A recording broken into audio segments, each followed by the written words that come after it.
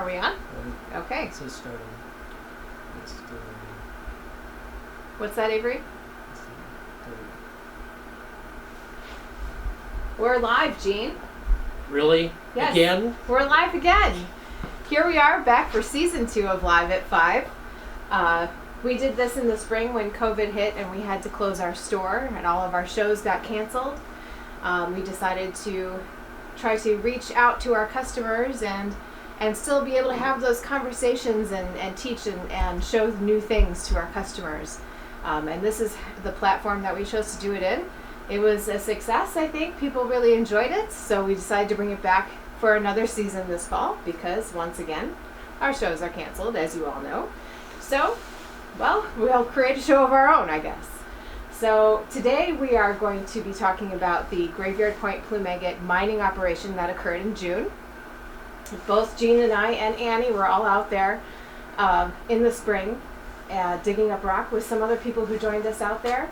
Gary McFarlane was there the whole time with Gene, and so was Tim Robbins, helping out, being spotters and helping with visitors and hauling rock and hauling rock and hauling rock, right?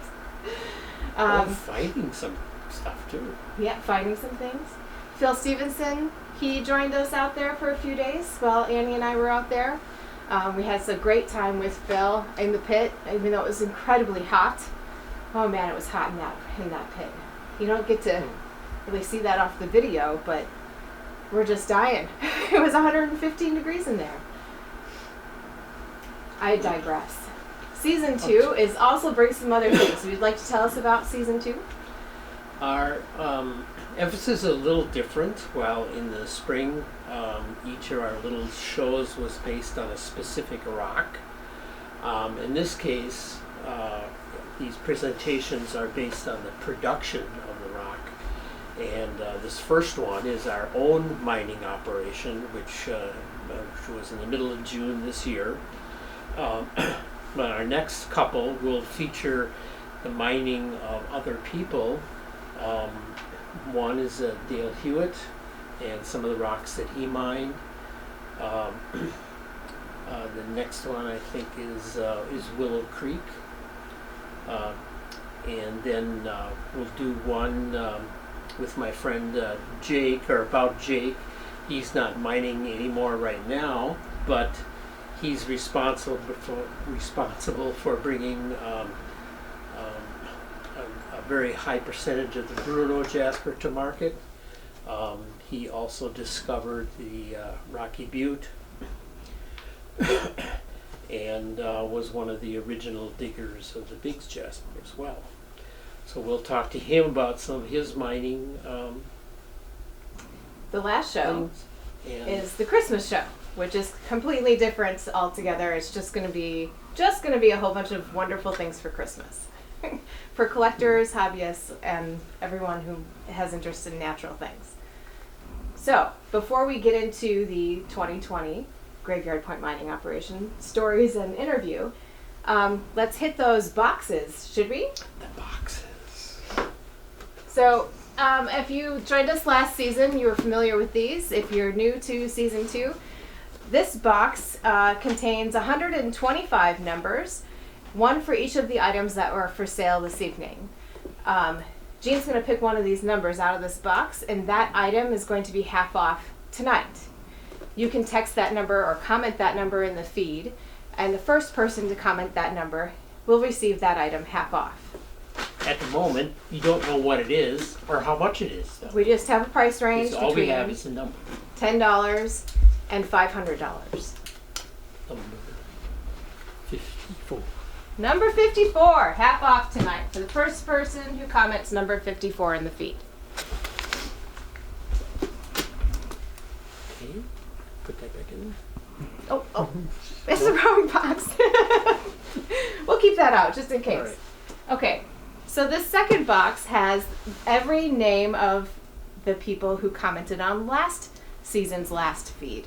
So if you commented on the review week of season 1, your name got put in this box, and the name that Jean picks tonight, that person is going to get 20% off their purchase this evening if they choose to buy something. Anything you want, it's 20%.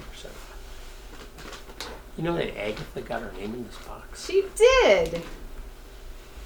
How did she do that? Oh, she commented on the feed. So if you are commenting and you're on the feed now, and if you comment on today's feed, your name will be in this box for next week. Yeah, make sure you comment. Make a comment. Oh my gosh. I know this problem. Gary Gruffman. Gary Gruffman. All right. Congratulations, Gary. Thank you for being our customer. Okay. I'm shooing you. You should. Yeah. Yes.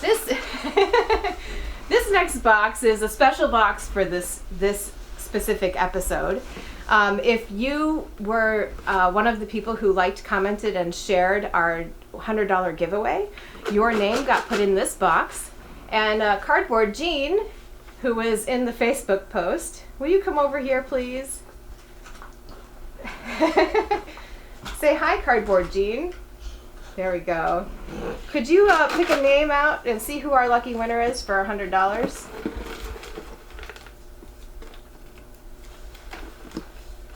Thank you. Stephanie Maurer Kruger. You are lucky winner of $100. This gift certificate is yours. Congratulations.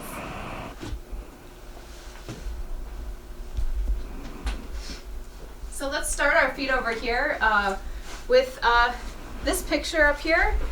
This is the first picture I received from Gene when he went out west. And oh my gosh, Gene's done it again. He's got his head in a hole. When our mining operation this year was for 2 weeks, and I got out there ahead of Veronica for about a week, and so we started mining on the north end of the claim, and I'm up in the excavator looking for some of the old veins that we had encountered years before.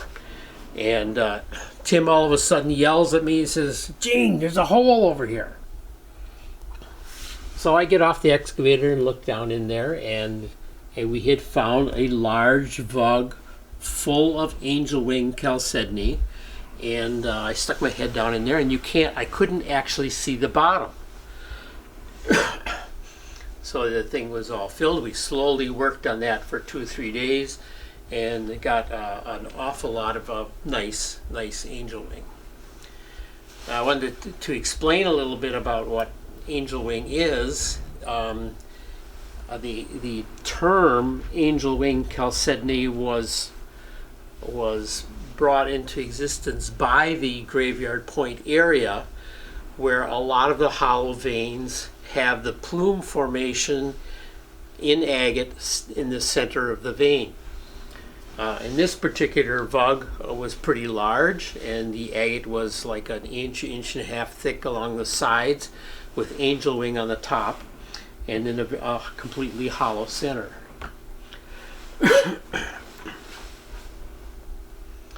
The formation itself is entirely agate, and I have a special piece here I'd like to show, which kind of illustrates where the name came from.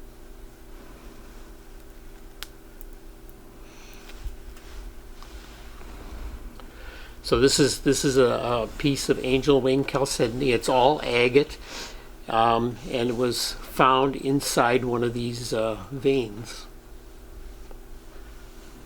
And somebody thought, "Wow, my gosh, that looks like an angel's wing." Well, it very much does.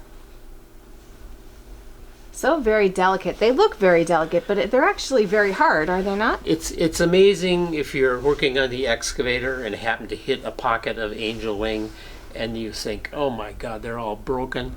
So you get off and go down there, and then in the dirt you find a completely perfect one just laying there in the dirt. Can I point this out to you?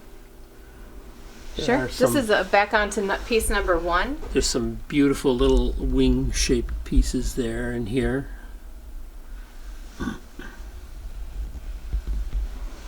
This is number 635. has a cut base, and just showing off that very intricate, beautiful wing-like formation. Like in the picture, in the top of the vein, the angel wing is nice and pure and quite often colorful. As you go down into the vein, there's more and more dirt in the vein, and eventually the vein gets filled up with mud or filled up with ash and becomes more solid. So a lot of these pieces come out of the ground covered in dirt, and they have to be washed or cleaned off. I was surprised at how red those looked when you brought them out of the ground. Yes. Versus how they look now. The red washed off a lot of it. They were eventually going to be red plumes, but you didn't stopped form. it. Oh, shame on you. You stopped the formation of more red plumes. Here's number 9, $30. What we're looking at now is a section of pieces that we cut that have the angel wing or natural edge top to them with a polished surface. Some of these are slabs and some are more of a cut end or a small specimen. But I just called these angel plume because they're plume agate and the angel wing together. And that has to do with the formation of how these plumes grow. Do you want to point out what you were talking about earlier, Jean? Here's number 11, $45 on the front of this one. This plate is actually from that cavity as well, and it's been cut at an angle to the vein itself, so that you can see the plume growth in the agate that was underneath the angel wing and the angel wing on the top. This bigger one shows it really nice.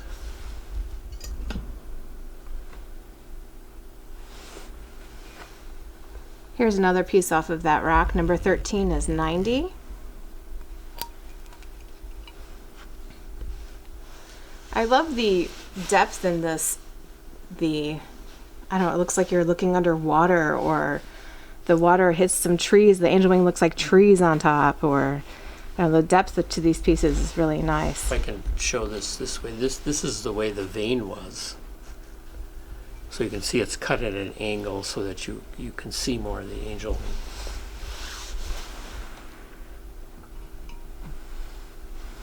So here's number 12, $35. This piece has a nice natural top with that yellow angel wing and some of that yellow continuing in the gold plumes below. It has almost a purplish color in the top here. So should we talk about the location? We'll touch where that was. Go ahead. Oh, I'll hold this, sorry. For those of you who might be beginning rock hounds or want to go out collecting rocks, the Graveyard Point area is one of the areas where you can still go and collect rocks and find something. It has been collected for over 70 years and mined almost that long as well. One reason it's a popular place to go and easy is because it's fairly easy to get to. If you look at this map, this is straight about 50 miles straight west of Boise, and this is the Idaho-Oregon border. You can see the farmland up here off of the corner, and Homedale, Idaho is, 8 or 10 miles to the northeast. If you can see it, I don't know if you can see this little line here. This is the canal. This is the water source for all the farming that occurs there. And you have to get across that canal. There's a little bridge right here, and the road runs this way, and there's roads all over this area, and this is where our claim is. There are 4 or 5 other claims in the area too.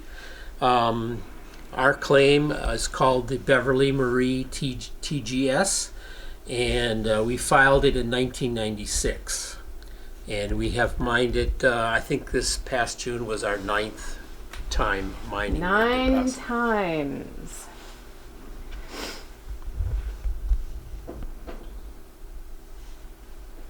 So 14 is 25. This is a angel plume piece with a nice cut face and gold plumes in there. So when you were digging out this angel wing, you were talking about people coming out with a few more scratches. How big did that vug get in there, and were you able to walk into the vug? No, the vug itself was just wide enough that you wanted to crawl into it, but there wasn't very much room. And Tim was the first one that went in and was starting to pull off some plates, angel wing plates, because they were loose on the top. You could just go in there and pry them off and pull them out. And I got off the machine and went down there with Gary, and we're handling these red plates, and then Tim kind of backs out of the hole, and he's got blood all over him. Because these little angel wing things are agate. They're pretty tough, and if you get in there and just lean up against them, you get scratched. Oh, where did I put this? There we go. It was extremely fun to dig because once you got to the cave, the plates came off the sides very easily. Well, lucky for that. Hardly any work. Yeah, I think Tim said he went through like 3 pairs of gloves that day. Just because it was so rough on his fingers. Right. It got harder as we got deeper, and it's still going. We did not get to the bottom, anywhere near the bottom.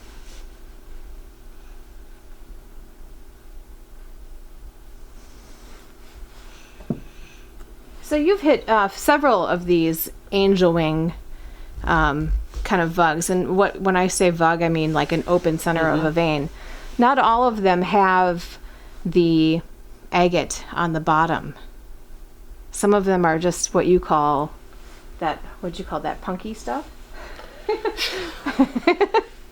Yeah, especially term. veins that are near the surface, quite often are not very good, and they're just soft.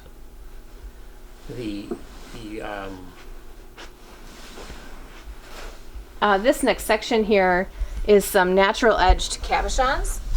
Items 22 through 26. You can see that all 5 of these have some beautiful pink plumes with some gold and clear agate tops. These were all cut from material that you mined in the spring, Jean? Mm-hmm. And I think they're all cut from the same rock. Some of these, when they're set, they're just beautiful. Some of the metalsmiths I've seen will just bezel over the smoothed edge and leave that raw edge open to see.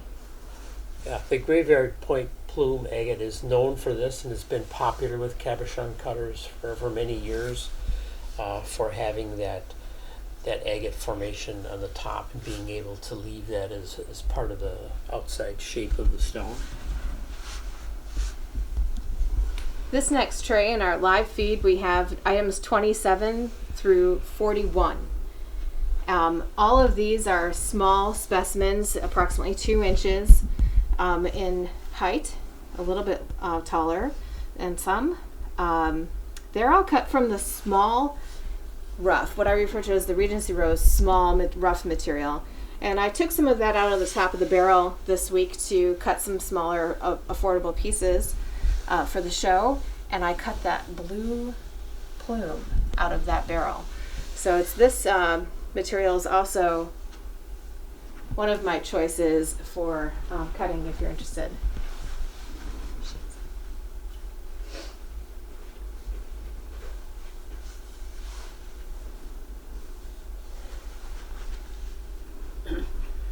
I've been cutting Graveyard Point agate for 40 years. And Veronica goes outside and picks a piece off the top of a barrel, and it's got a blue plume. I've never cut a blue plume, never even seen a blue plume in Graveyard Point.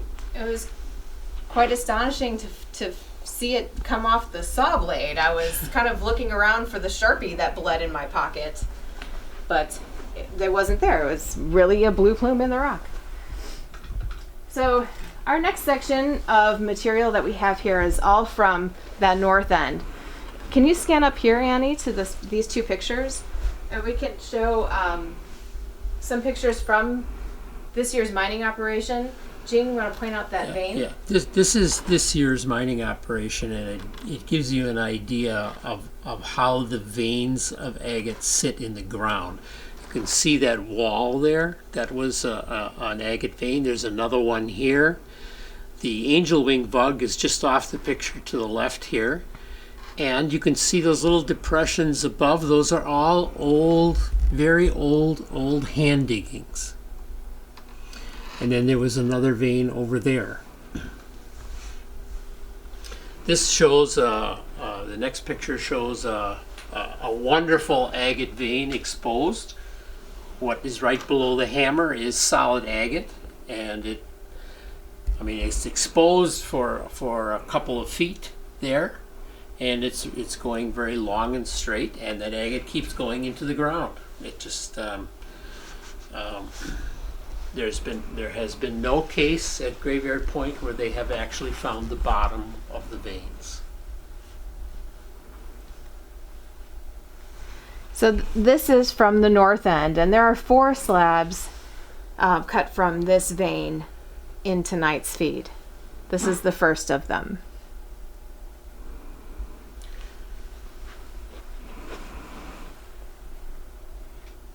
Go ahead, Jean. Tell me about digging on the north end. You usually dig there for about 1 week? I wanted to say about our claim. The Gem Shop's claim covers 2 old abandoned claims. One, the east part of the claim was dug in the past by Tom Caldwell, and he dug it for Stewart's Rock Shop.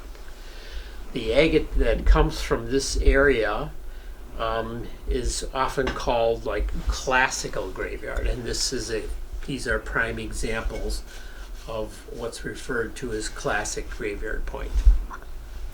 The southern end of our claim, the southern and west side, were owned by a different person, and that material was mined by Bill Tallman years ago, and he found in that area material that had a pink color in it, and he called it Regency Rose Plume agate as a special category of Graveyard Point plume agate. So both of these areas are on our claim, and the agate is somewhat different in one as opposed to the other. So our mining operation this year was for 2 weeks. We rented the excavator for 2 weeks, and we divided that into working 1 week on the north end of the claim in the classic, what we call classic graveyard area, and the second week on the southern part of the claim, where you find the more colorful plume. So this is a really nice piece of something that you mined from the north end this year. It has those black lines in it, and I see that as a characteristic of this specific vein from that location. This piece is also from the north end, and you can see those black lines in the bottom. Very dramatic. A lot of the Graveyard Point plume agate is rich in marcasite or pyrite inclusions, and that is what usually gives the sort of black color or coating that you see. Usually on the beginning plumes are white. This is a good example of a vein that is completely filled in with agate, unlike the angel wing pieces that we showed earlier, which would have been been just stopping right here where the edge of these plumes are, and that would have been hollow. In this case, the whole thing is filled in with agate.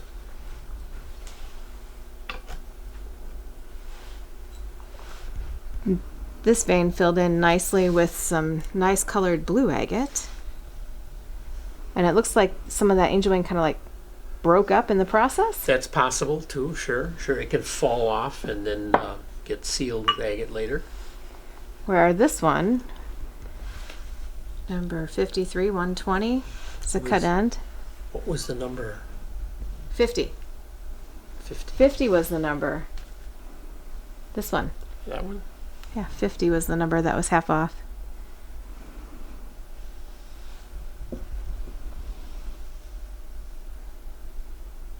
The intricate white plumes on the bottom against that other egg, I think this is a very pretty piece. Number 54, from that other vein as well, the smaller one. We had 4 slabs off of this rock. And you can see here the really beautiful full plume, and then some broken ones that got broken up when it agatized in the center. A lot of the graveyard point plume is curved. It was affected by, its formation was affected by gravity, and the plume starts growing straight out from the wall of the crack and then curves down. So sometimes when you cut, if you're slabbing it, of course, and you cut across it, you're going to get the tips of some of the plumes, which then look like spots. Or this one's a big chunk. It's 9.3 pounds. Very nice piece from the north side.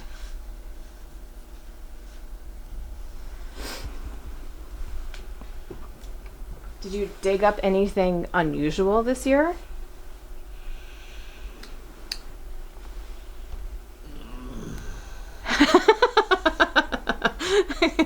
$57.45. These, it almost looks like dendrites, but Jean says they're not dendrites, they're plumes. Yeah, coatings. Number 58, $20. So what was the best thing about mining this year? What did you enjoy the most? Well, I enjoyed all the people that were there. Yeah, that makes it exciting, right? And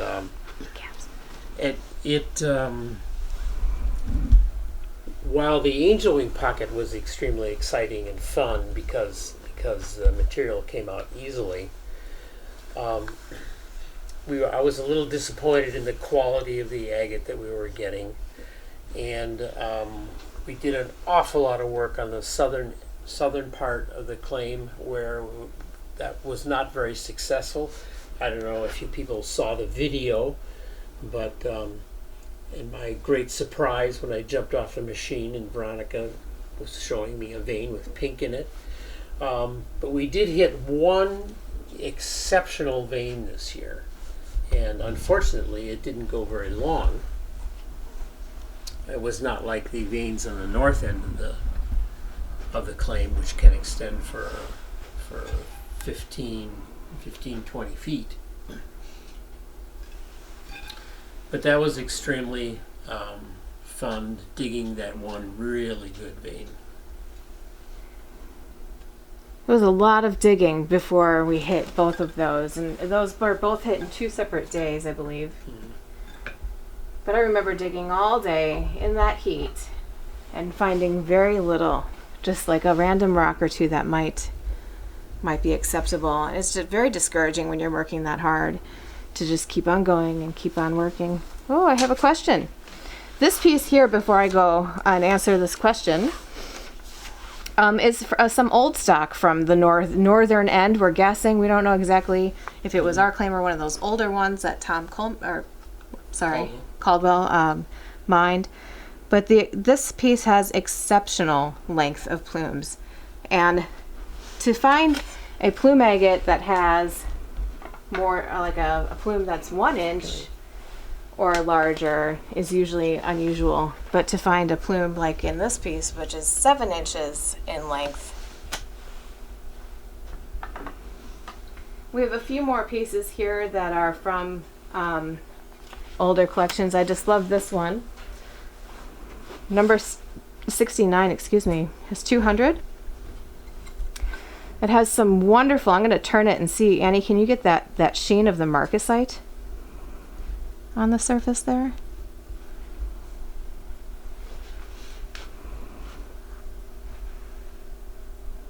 Yeah, I can't see, so.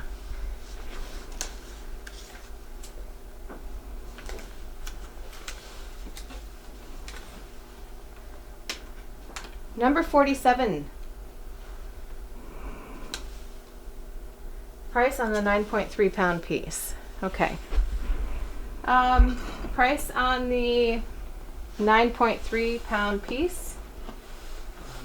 $150. And someone wanted to see the cabs again. And number 47.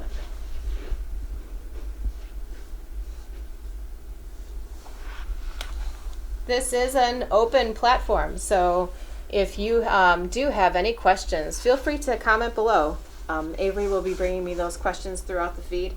Or if you had a chance to watch the fun footage on our YouTube station that Annie worked on and posted yesterday, if you have any questions about that video, please feel free to ask. This is number 47 again. This is a more muted color tone, but just beautiful fall colors and shaped plumes.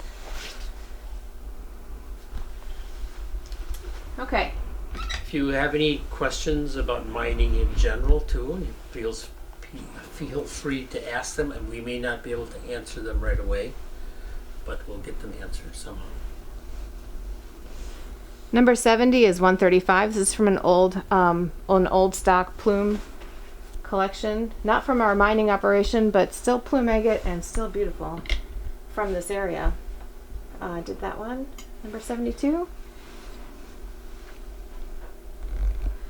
So they did hand dig a lot of this older material. It was all hand dug, was it not? Yes, hand digging here was,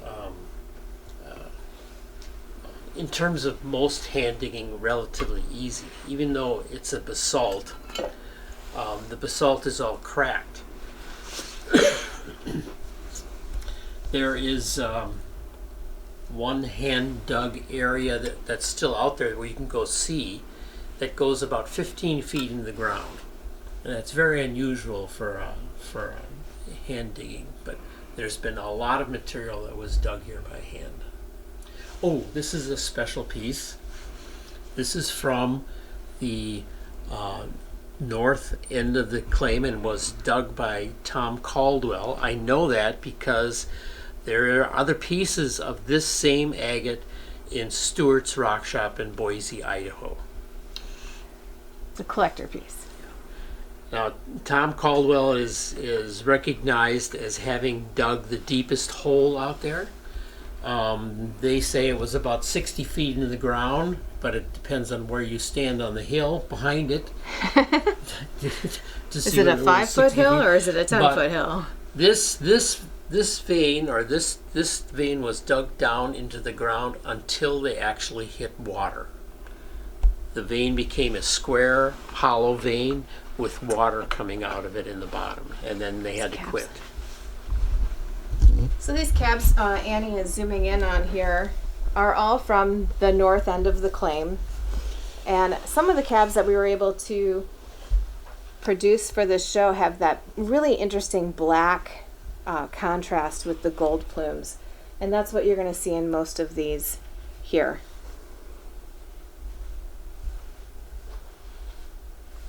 So next we get to talk about the south end. South end of the claim. South end of the claim. That's when the fun began, because that's when Annie and I got there. That's right. Or help. So you had dug the north end for a week with Correct. Tim and Gary, and Annie and I came out about 7 days in your dig, and you had just filled everything in, I remember, and you were about to, no, I think you had opened up the south end a little bit. Just starting. Just starting to. And that's when Annie and I got out there to do some of the filming and digging and jackhammering. This is the fourth slab from this large vein on the north end, and then we'll go into some of the south end plume. So north end is named Classic Graveyard, and the south end is called Regency Rose, or definitely is known for having more color. However, the veins don't play by all of the rules. This piece and the next one I will show are actually from the north end but show south end colors. So the only reason we know, besides having dug it up ourselves, that this piece, even though it has north end colors or south end colors, is north end, is also because of the width of the vein. You don't get veins this thick so far unless we haven't dug deep enough. Generally, the veins on the north end of the claim are a little wider and run longer or straighter. And the veins where the Regency Rose comes from are quite often triangles and little short veins and junctures between other rocks and so on. I have a question here. Yeah? Well, let me just say this quick. Yeah. These next four pieces, or several pieces, I'm going to show the variety of color that you can find in the south end pit. And this one here has some beautiful pyrite or iron pyrite or marcasite coatings to the plumes. This one here has number 86, a small little beauty for you. The blue plume that I cut, half of it went into my collection, but the other half could be yours. The very rare blue plume.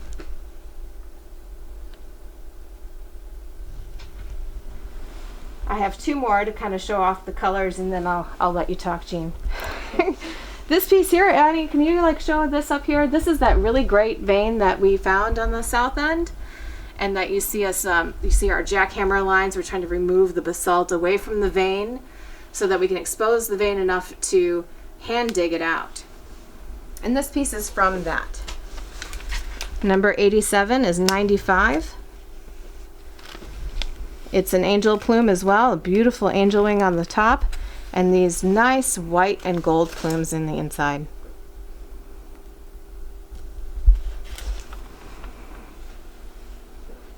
Number 89, to show another variety of color that you find on the south end. $40. That rosy pink of the Regency Rose. It's another angel plume. All right, I'll keep showing rocks, Jean, but you talk. Okay. I have a question. They're asking, well, how long does it take to mine a good large piece of plume? Well, that's a little bit difficult to answer because it depends on so many different factors. That's the reason that we use an excavator, is because we know where veins are and we're trying to follow them down into the ground. And once we actually find a good vein, then we dig it out by hand. So the excavator is used to find the veins, and then the actual mining, if it's a really good vein, is done by hand with a hammer and chisel. Because the Graveyard Point is such a, or one reason the Graveyard Point is such a popular collecting area for rock hounds, is that you can go out there, and if you happen to find a vein, you can dig on it for weeks. And there have been people who have literally dug a ton of agate out of a hill by following the vein down. Of course, they worked for a month or more doing so.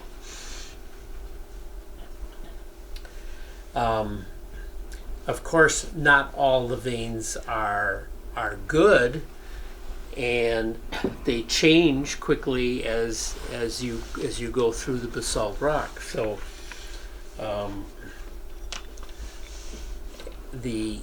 and also, as you go deeper, the veins tend to get larger, and of course, they're a little bit more difficult to mine. So all of those factors come into play on how long it takes.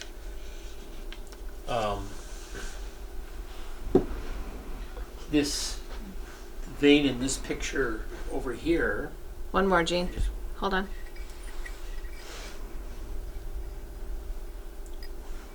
Such a variety of color in this piece. Okay, Gene wants to show that picture. Just shoot that on the picture.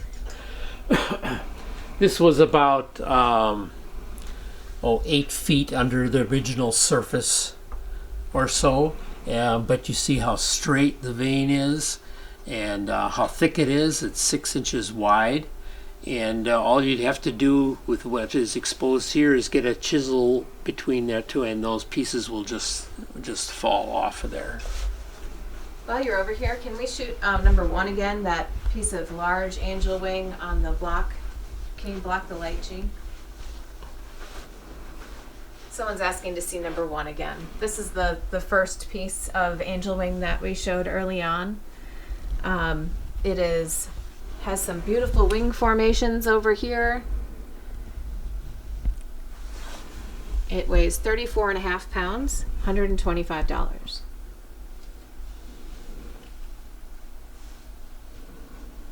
There's a cut piece.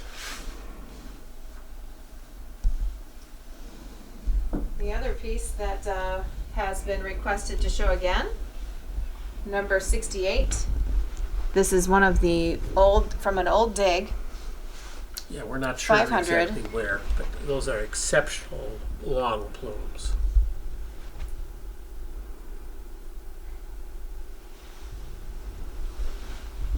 All right, moving back over here. So we're on number 99. 99 is 45. When we were out there, Gene, besides jumping in an excavator every day, what was your favorite part?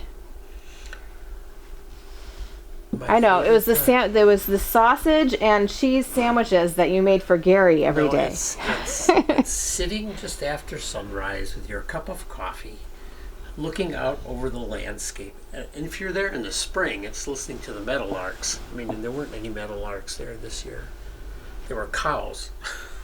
Cows. So. Oh yes, I remember the cows now. The crickets at night and the wind picked up. That was a nice way of falling asleep in my tent. The first time I went to Graveyard Point was in the late 1970s, and it was just a visit. I knew nothing about the area, but when I got there, there were at least 8 people there camped digging rocks. They would just go out there and park a vehicle, put up a tent, and stay there for a week or 2 weeks or 3 weeks or a month, and find a vein and just dig on the vein. Oh, sounds like a good time to me.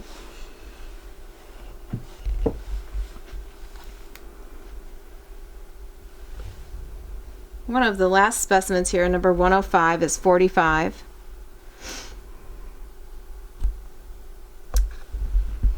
Whoop. Can you show that again? Show it again? Yeah, I have a glare. 105 is 45. It's cutting on an angle there, polished on one surface, kind of triangular. All right. So, do you want to talk about your other trip out west, or the ringer? This is your next section here. Jump on in. Well, I had the opportunity this September to go back out there and help Philip Stevenson with his new claim.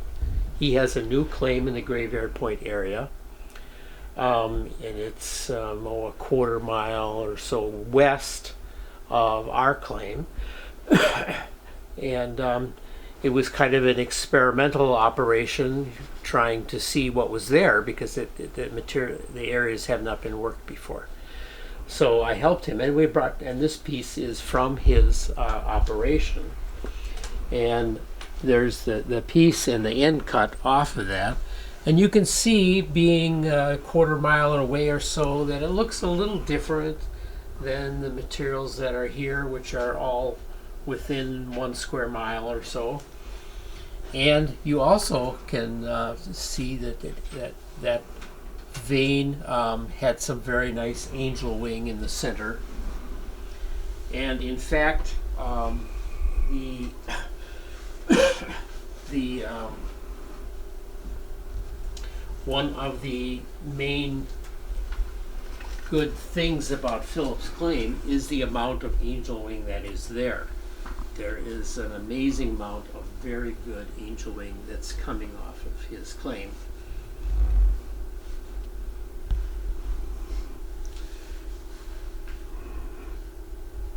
So I can also see in Phil's claim, like, the agate itself is a little grayer, and the plumes are a little more fine.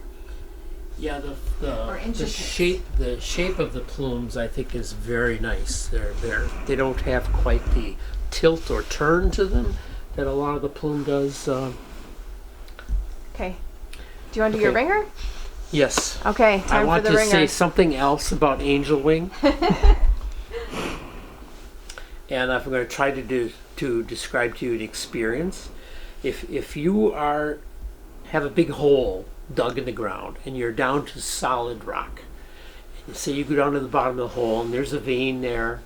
All right, so you're going to take a hammer and a chisel, and you're starting to chisel the basalt away from the vein. And you know what it sounds like for a hammer to hit a chisel.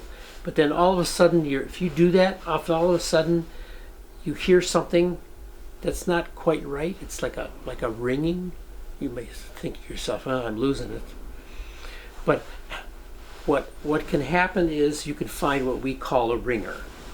So this is a piece of angel wing. You can see there's a long agate thing here, and I hope you can hear this.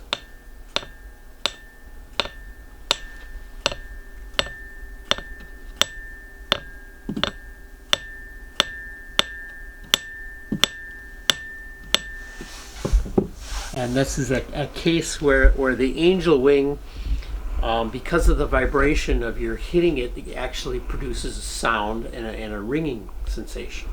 This is a very unusual circumstance if you're in the bottom of a hole hammering on solid rock and you start to hear notes coming out of the ground. These are very, very rare. I think in our operation this past spring, this was the only ringer that we found. But when I was helping Philip this past September, there was one day we got 5 ringers in one day. I have never experienced anything like that, so that's a plus that his claim has too. It's like the plume agate of singing bowls. Yes. We had a request here, Annie, to show number 4 again. This one is 60. It's a piece of angel wing with a cut base. Has wonderful dimension throughout this piece. Some nice blue agate on the outside here, about 1 inch thick. Okay, I'm just going to put this down right here. So item 110 is next. We have some slabs up here next. Some Regency rose slabs, all cut from the south end of the claim. They are $20 a pound. You can order these on our website or just by commenting number 110 and the number of pounds you would like. Number 111 are also slabs. This is from the north end, what we refer to as classic graveyard.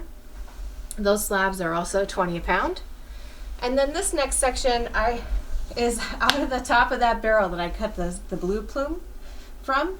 These are the other pieces I cut just to have some more inexpensive pieces for the feed. This is my my recommendation for rough now that I've cut a blue plume. There are 2 barrels in the backyard full of what we refer to as Regency Rose Small. And it's all of the small pieces or chips that showed really nice color but weren't large enough to put in our select. So it's great also. It's in this bin here too, when you get that far, Annie. This material is great for people who have small saws. If you have a 6, 8, 10-inch saw, you can cut the majority of this material. So this is Regency Rose Small. It's $10 a pound, number 113. And then we have Regency Rose Plume agate in a cuttable size, or a vice saw size, number 112, also $10 a pound. And we have number 114, what we refer to as the classic rough from the north end. If you want larger sizes of this, we definitely have more of all of this rock to look at. I just have a small sampling here for the feed. I think there's actually a pallet of Regency Rose in the other room, Jean, that hasn't even been touched yet. There's pieces up to 80 pounds or so. So can we hit these pictures really quick? I'd like to say thanks to Gary McFarland, Tim Robbins, and Phil Stevenson for joining us out there at Graveyard this spring. And it sure was nice to always see Jake. I cannot wait for his interview video that Annie is producing. We sat and talked to Jake and asked him about his life and how he became a rock hound, and he answered all of our questions with some surprising answers. I think we can come over here, Annie. That is it for us today for Graveyard Point 2020. Please join us next week, live at 5 on Facebook, while we talk about Dale Hewitt's contribution to the gem and mineral world. We did visit him out there at the Freedom Jasper mining operation this past spring, but we will also be introducing some of the other materials that Dale has brought to market next Thursday. Thank you so much, guys. I hope you enjoyed it.